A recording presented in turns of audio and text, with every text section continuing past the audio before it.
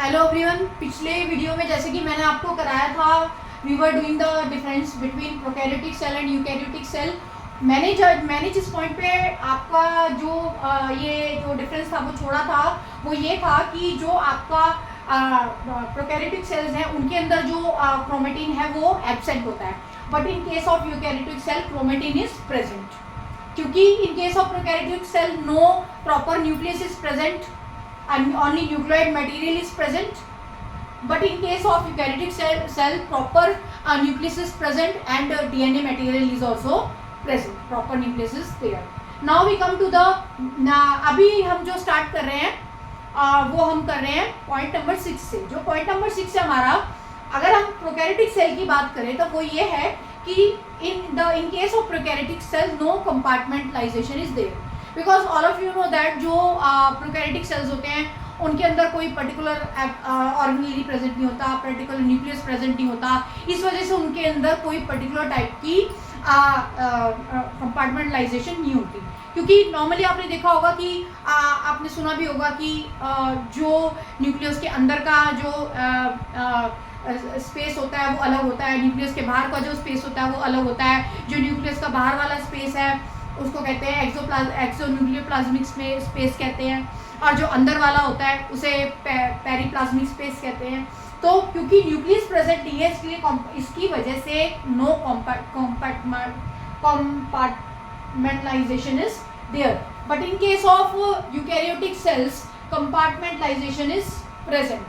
अब ये भी आपको पता ही है, आप जानते ही होंगे, क्योंकि जो आपका यूकैरियोटिक सेल है उसके अंदर प्रॉपर न्यूक्लियस प्रेजेंट है, प्रॉपर एक डिफ्रेंशिएशन है हर चीज़ का, प्रॉपर आपके ऑर्गेनेलीज प्रेजेंट है, जो क्योंकि वो ऑर्गेनेलीज प्रेजेंट है तो इस वजह से कंपार्टमेंटलाइजेशन भी है। न्यूक्लियस एक पर्टिकुलर जगह प्रेजेंट है, साइटोप्लाज्म प्रेजेंट है, साइटोप्लाज्म के अंदर सारी ऑर्गेनेलीज क्या है, प्रॉपर जगह पे प्रेजेंट है, और एक प्लाज्मा मेम्ब्रेन भी सब चीज़ों को बाउंड कर रही है। तो this is the difference between prokaryotic cell and eukaryotic cell. अगर हम नेक्स्ट पॉइंट की बात करें, that is the point number 7, mitochondria. अब mitochondria, as all of you know that कि कोई प्रोकैरियोटिक सेल में कोई भी पर्टिकुलर टाइप का ऑर्गेनेली नहीं होता एक्सेप्ट राइबोसोम्स।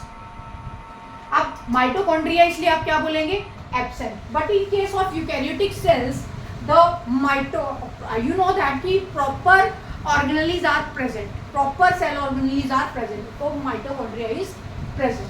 अब हम आते हैं पॉइंट नंबर 8 पे, that is ER। What is ER? is all as all of you know that ER is endoplasmic reticulum. Now endoplasmic reticulum is absent in case of prokaryotic cells, but it is present in case of eukaryotic cells, क्योंकि आप जानते हैं कि जो आपके eukaryotic cells हैं they have well defined organelles, तो इस केस में आपका एंडोप्लाज्मिक रेटिकुलम क्या होता है, प्रेजेंट। नाउ अब आते हैं पॉइंट नंबर 9 के ऊपर। In case of point number 9 अगर हम देखें तो लाइसोसोम्स आर एब्सेंट।